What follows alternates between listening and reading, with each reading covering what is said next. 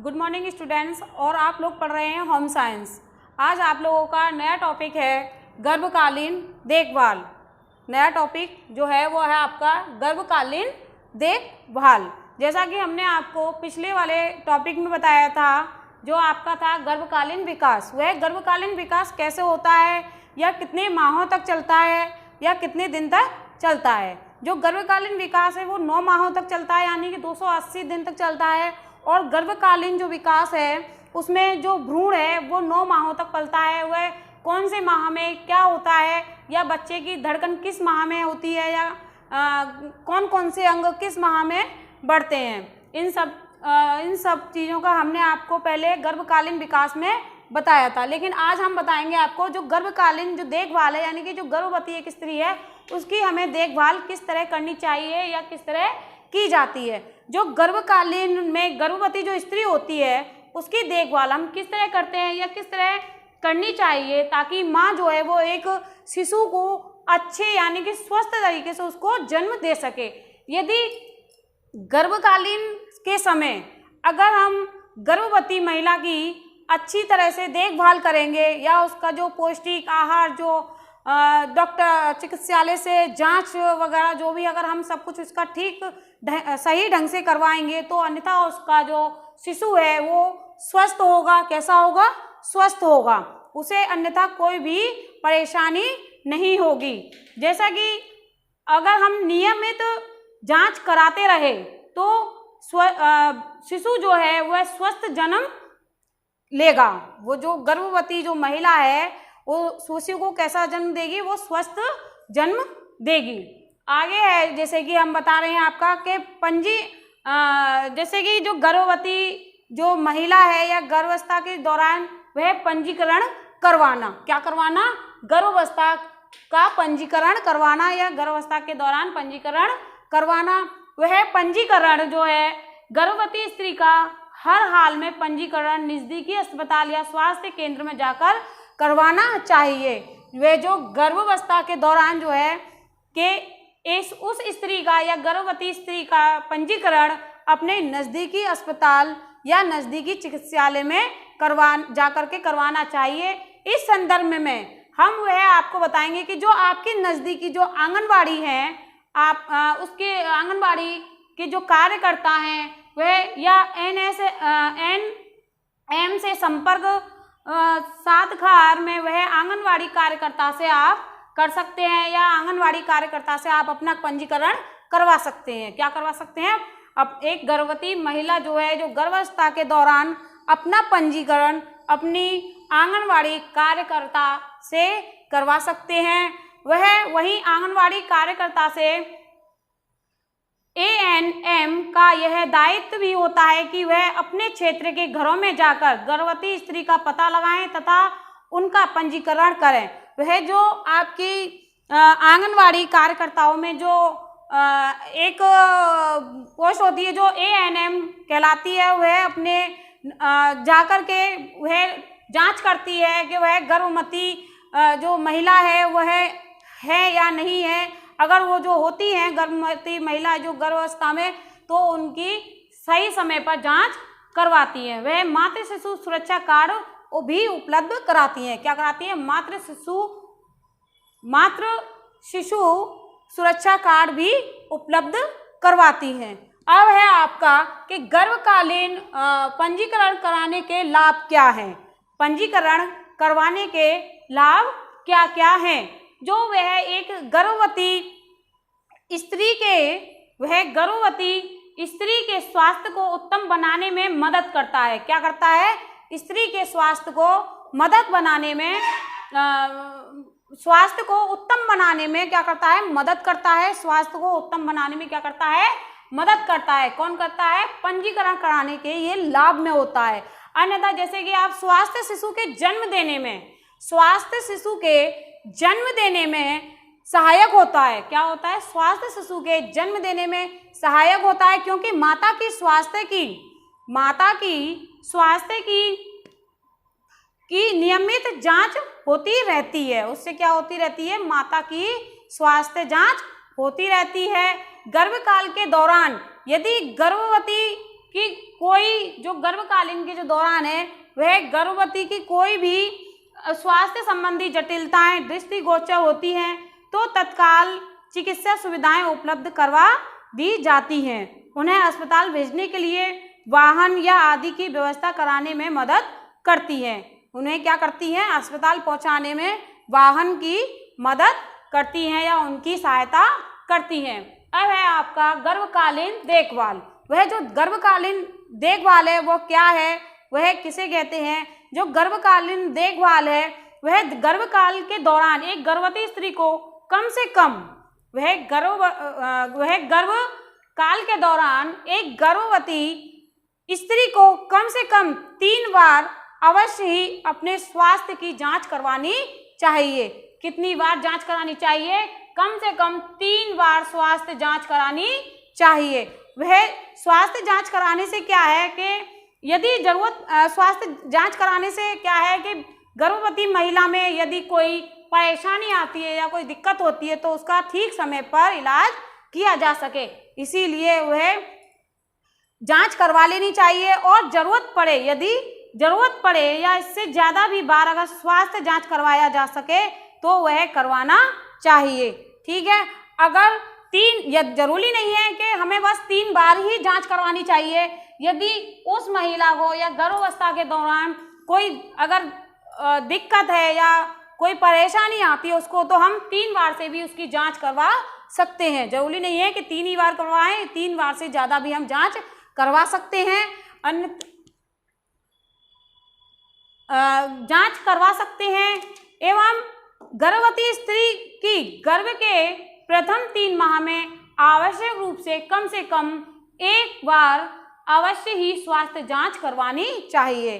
वह जो गर्भवती महिला है उसकी तीसरे माह में कम से कम 1 बार तो जांच हो जानी चाहिए। किसमें? गर्भकालीन देखभाल में। वह कम से कम उसकी 1 बार तो जांच हो जानी चाहिए।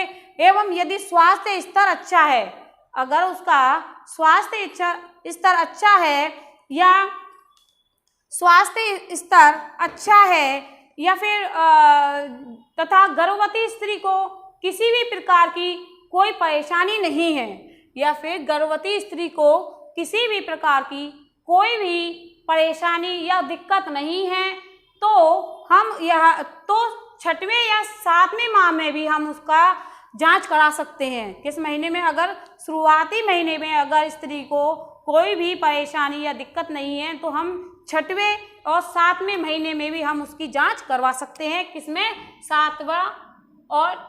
6वें और 7वें माह में भी हम उसकी जांच करवा सकते हैं। एवं उसके बाद यदि प्रस्तुति के दौरान चिकित्सक से अगर 1 बार जाकर अवश्य ही अपने स्वास्थ्य की जांच करवानी चाहिए। अगर 3 माह में अगर आपको कोई दिक्कत नहीं होती है या कोई परेशानी नहीं होती है तो आप ना करवाएं, लेकिन 6ठे और 7वें माह में आपको जांच करवाना जरूरी है, अन्यथा अपने नज़दीकी अस्पताल या चिकित्सक से आपको मिलना बहुत ही आवश्यक है। लेकिन अगर आप तीसरे माह में भी आप 1 बार अगर जांच करा लेते हैं तो वह गर्भवती महिला को या गर्भावस्था के दौरान उसको कोई बच्चे को या शिशु को कोई भी परेशानी नहीं होगी। यदि कोई दिक्कत होती है तो उससे क्या होता है, जो चिकित्सक होते हैं वो सही टाइम पर या सही समय पर शिशु और गर्भवती महिला को उस इलाज के दौरान वह उसको अच्छा इलाज दे सकते हैं। अब है आपका गर्भावस्था की नियमित जांच। गर्भावस्था की नियमित जांच नंबर 1 जो है आपका है वजन। गर्भावस्था की नियमित जांच के दौरान सबसे पहले हम देखेंगे वजन। क्या देखेंगे? वजन। वजन जो है गर्भ के हर एक तीसरे माह में गर्भवती स्त्री का वजन मापना अनिवार्य है। वजन जो है गर्भावस्था के दौरान हर तीसरे माह में हमको क्या करना चाहिए? मापना चाहिए। इससे पता चलता है कि शिशु का विकास ठीक ढंग से हो रहा है या नहीं। यदि महिला का अगर वजन नहीं बढ़ रहा है तो इसका मतलब यह है कि बच्चे में भी वजन नहीं बढ़ रहा है। यदि महिला में अगर वजन बढ़ जाता है थोड़ा बहुत भी तीसरे माह में तो इसका मतलब शिशु जो है वो स्वस्थ है या उसे कोई परेशानी नहीं है। यदि वजन निर्धारित वजन से कम है तो माता को अधिक मात्रा में पौष्टिक एवं संतुलित आहार लिया जाना चाहिए। यदि मान लीजिए तीसरे माह में अगर वजन कम है तो उसको चिकित्सक से सलाह लेकर के आहार पौष्टिक वगैरह जो भी है वो सही मात्रा में या सही ढंग से लेना चाहिए एवं सही ढंग से लेना चाहिए। उससे क्या होगा, गर्भवती स्त्री का जो है वजन बढ़ जाएगा। क्या हो जाएगा, बढ़ जाएगा। यदि वजन इससे कम है तो संपूर्णतः अपरिपक्व बच्चे के जन्म की संभावना बढ़ जाती है। क्या हो जाती है, बच्चे की संभावना बढ़ जाती है। साथ ही प्रसव के दौरान मातृ शिशु मृत्यु होने की भी संभावना रहती है। अगर गर्भावस्था के दौरान यदि जैसे गर्भवती स्त्री का जैसे ब्लड ग्रुप कम होना या उसमें कोई भी ऐसी दिक्कत आ जाना तो उससे क्या है कि शिशु पर भी प्रभाव पड़ता है। उससे शिशु की क्या है, मृत्यु होने की संभावना रहती है। क्या रहती है, शिशु की मृत्यु होने की संभावना रहती है। दूसरा पॉइंट है आपका पेट का परीक्षण। वह पेट का परीक्षण गर्भवती स्त्री के पेट के परीक्षण से शिशु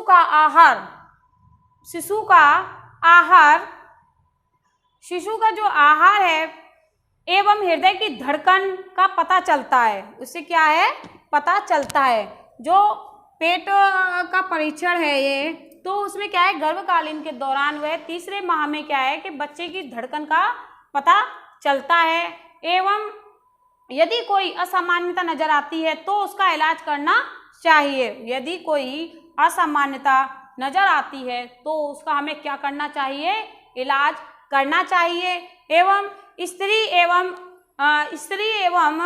प्रसूति रोग विशेषज्ञ की सलाह से उचित दवाइयों का भी सेवन करना चाहिए। क्या करना चाहिए, उचित दवाइयों का भी सेवन करना चाहिए। जैसे कि आपने देखा होगा जो गर्भावस्था के दौरान जो महिला होती है या गर्भवती होती है उसको मतलब आपके आंगनवाड़ी कार्यकर्ता के द्वारा उसको जैसे आयरन कैल्शियम वगैरह की जो दवाइयाँ होती हैं, टैबलेट होती हैं, वो उनको प्रस्तुत कराई जाती हैं जिससे कि बच्चे में किसी भी प्रकार की कमी ना रह सके। या फिर जैसे कि अब आपका रक्तचाप, तीसरा पॉइंट है आपका रक्तचाप। रक्तचाप जो है इस समय समय पर गर्भवती स्त्री के रक्तचाप की भी जांच करानी चाहिए। क्या करानी चाहिए, समय समय पर भी स्त्री की रक्तचाप जांच करानी चाहिए। इससे तुरंत ही यदि ठीक समय पर हम अगर रक्तचाप का यानी कि रक्त का हम ठीक समय पर जांच कराते रहेंगे तो वह क्या है कि गर्भवती जो स्त्री है उसका जो अगर उसमें यदि ब्लड कम होता है या कोई दिक्कत होती है तो उससे क्या है कि बच्चे का पूर्ण रूप होने से पहले उसमें रक्त की पूर्ति की जा सकती है। यदि उसमें रक्त की कमी रह जाएगी या रक्त उसके अंदर कम होगा तो बच्चे का भी स्वास्थ्यपूर्ण से उसका जन्म लेना मुश्किल होता है। क्या होता है, दिक्कत आती है उसमें। अब है आपका चौथा पॉइंट, टिटनस की टीके। टिटनस का टीका, वह जो टिटनस का टीका होता है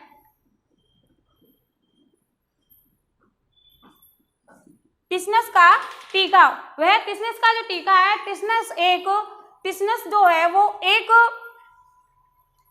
टीका जो होता है वह भयावह रोग है जिससे बचने के लिए टिटनस का टीका लगवाया जाता है। गर्भावस्था में टिटनस का टीका गर्भवती स्त्री को अवश्य ही लगवाना चाहिए। जो वह गर्भावस्था के दौरान जो गर्भवती महिला होती है उसको गर्भावस्था के दौरान क्या करना चाहिए, टिटनस का टीका लगवाना चाहिए। जो कि टिटनस के जो टीके हैं आपके गर्भावस्था के दौरान 2 बार लगते हैं। कितनी बार लगते हैं, 2 बार लगते हैं। एक पहला लगता है तीसरे माह में और दूसरा लगता है आपका छठे या 7वें माह में। जो कि आपके जो टीकाकरण का जो टिटनस का जो टीका है वो आप अपने किसी भी पास में आंगनवाड़ी कार्यकर्ता से जाकर के आप मिल सकती हैं और उनसे अन्यथा जानकारी ले सकती हैं कि टिटनस का टीका क्या है, उसे क्या क्या फ़ायदे हैं और क्या क्या फ़ायदे नहीं हैं। वह अगर टिटनस का टीका लगवाया जाए तो उससे क्या है कि टिटनस का टीका छठे माह में बताया था कि जैसे टिटनस का टीका या तो तीसरे माह में या फिर छठे और 7वें माह के अंतराल लगवा लेना चाहिए। अब है आपका रक्त की जांच। वह रक्त की जो जांच है, गर्भावस्था में रक्त की जांच की जाना आवश्यक है। यदि रक्त की जांच होती रहेगी तो वह बच्चे का भी सही ढंग से उसमें पूर्ण रूप से पालन होता रहेगा। यदि स्त्री में अगर रक्त की कमी होती है या कोई दिक्कत होता है तो वह प्रसव पीड़ा के समय बच्चे को भी जन्म देने में या शिशु को जन्म लेने में बहुत ही दिक्कत आ सकती है, बहुत ही कठिनाइयाँ आ सकती हैं। इससे आगे ये है आपका टॉपिक आज का यहाँ तक। इससे का आपका टॉपिक आगे आएगा अब जो हम आपको बताएंगे कि गर्भावस्था के दौरान वह उसकी संकेत एवं प्रबंधन, उसके क्या बताएंगे हम उसके आगे प्रबंधन। Thank you.